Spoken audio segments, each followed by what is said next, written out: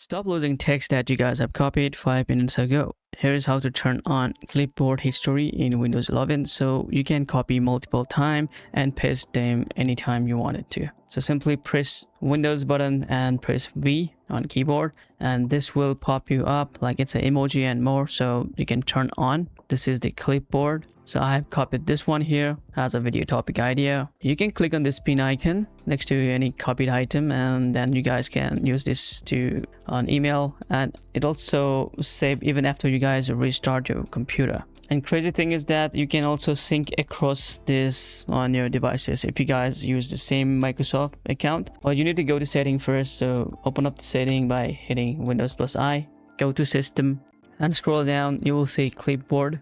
So go there and then click on sync across your device, and then make sure that you guys have signed in your Microsoft account and you guys should be good to go. If this game changer productivity tips save your time, hit subscribe for more rapid Windows 11 guide.